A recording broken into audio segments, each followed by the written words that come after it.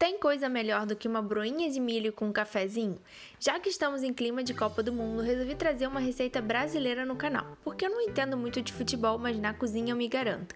Então aproveita para preparar essa receita e chama os amigos para dividir com você. E se eu te disser que fazer uma broinha de milho como essa, super aerada e fofinha, é super fácil. Essa é aquela broinha que fica mais macia por fora e oquinha por dentro. E a receita que eu vou fazer rende cerca de 8 broinhas. Para isso você só precisa de meia xícara de fubá, aquela farinha de milho mais fininha, 3/4 de xícara de farinha de trigo, 2 colheres de sopa de açúcar, 75 gramas de manteiga, meia xícara de leite e meia xícara de água. E também 3 ovos. E a gente vai falar melhor sobre a quantidade de ovos depois, quando estiver fazendo a massa. Uma das coisas mais importantes para a broinha dar certo e ficar bem oquinha por dentro é a temperatura do forno. O forno precisa estar bem quente para criar as cavidades na massa. Por isso a gente começa pré-aquecendo o forno a 220 graus.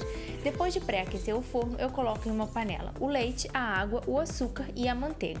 Mexo bem para dissolver o açúcar e ir derretendo a manteiga.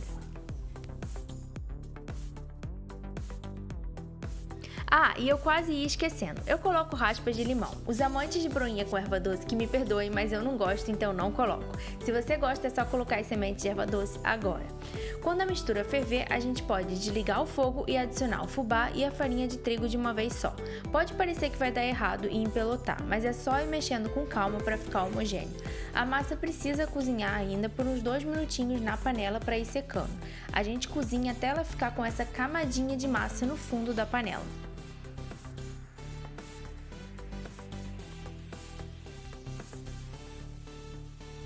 Agora a gente precisa esfriar a massa antes de colocar os ovos, para evitar que os ovos cozinhem. E eu vou te ensinar um truque. Ao invés de ficar sovando a massa na mão para ela esfriar e depois incorporando os ovos na mão, você pode fazer tudo na batedeira. A gente transfere a massa para a batedeira e bate por uns 3 minutos até ela esfriar.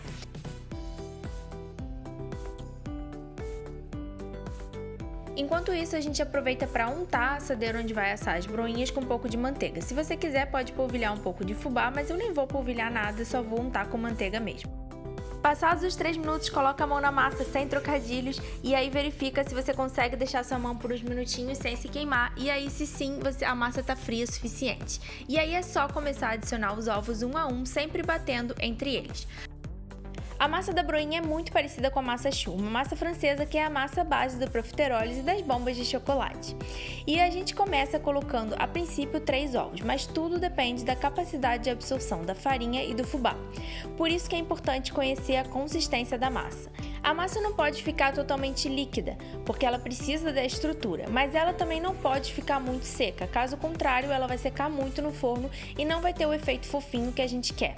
A minha massa inicialmente com 3 ovos tinha ficado muito dura, então eu adicionei mais um ovo, mas isso depende muito da capacidade de absorção da sua farinha, então começa com 3 ovos e observa a consistência da massa. Olha só como ela já ficou mais pastosa com o ovo. E agora ela está pronta para a gente modelar.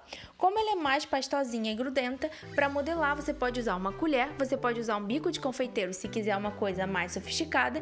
Eu fiz com uma concha de sorvete porque fica mais fácil e elas ficam um pouquinho mais uniformes. O importante é deixar mais ou menos do mesmo tamanho para elas assarem por igual no forno.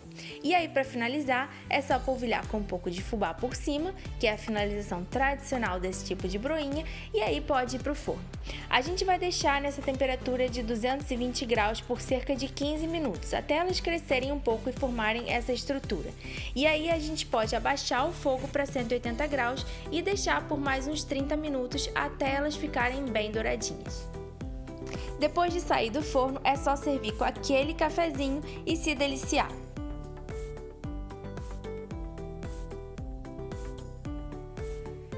E olha só como essa broinha fica super aerada e fofinha.